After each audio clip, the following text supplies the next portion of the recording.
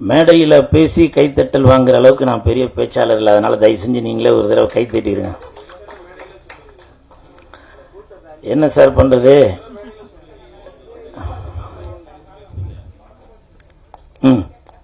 சொல்லுங்க சார்.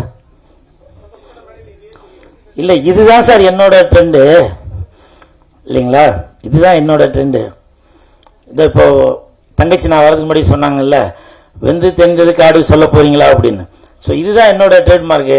இப்போ நீங்க கேட்குறீங்க, வாஸ்தவம் தான். நான் சொல்றதுக்கு எனக்கு தகுதியில் இருந்தாலும் சொல்றேன். பாரதி ராஜா சார் பேசும்போது என் இனிய தமிழ் மக்களே அப்படின்னு சொல்றாங்க. நான் அவ்வளோ பெரிய ஆளா? சொல்லுங்க. நீங்க என்ன கேள்வி கேட்டீங்க, நான் என்ன சொல்றது? இருந்தாலும் பரவாயில்ல. தட்டு. Thank you thank you.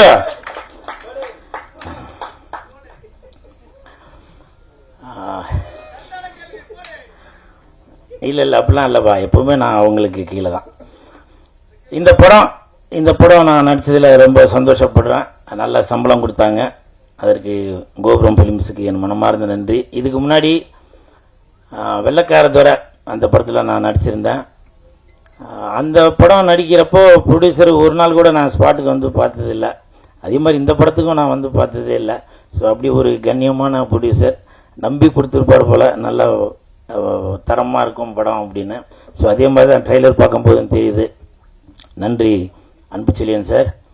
அதே மாதிரி இப்போது ஒரு 2 நாளைக்கு முன்னாடி ஒருத்தங்க கேட்டாங்க, நீங்கள் வந்து சந்தானத்தை எங்கே போனாலும் புகழ்ந்து பேசிக்கிட்டே இருக்கீங்க, அவர் வந்து உங்களுக்கு படத்தில் ஃபுல்லாலாம் எதுவும் கொடுக்கவே காணுமே அப்படின்னு சொல்லி.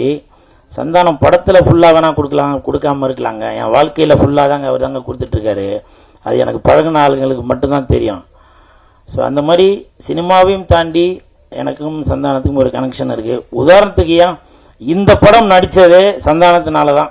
சந்தானத்தோட மேனேஜர் இப்போ ப்ரொடியூசர் ரமேஷ் அவர்கள், அவர் தான் இந்த படத்துக்கு ரெக்கமெண்டேஷன் பண்ணி டைரக்டர்கிட்ட சொல்லி, இல்லை கூலுக்கு வந்து படம் ஃபுல்லாக வர மாதிரி எதனா ஒரு கேரக்டர் தரலாம் அப்படின்னு சொல்லி, அப்புறம் சம்பளமும் முன்ன பின் இருந்ததால் மேனேஜர் செந்தில் சார்கிட்ட பேசி அப்படி இப்படின்னு ஒரு வழியாக கரெக்ட் பண்ணி எனக்கு இந்த படத்தில் நடிக்க வச்சார். இப்போ சொல்லுங்கள், சந்தானத்தினால தானே இந்த படம் கிடச்சிது.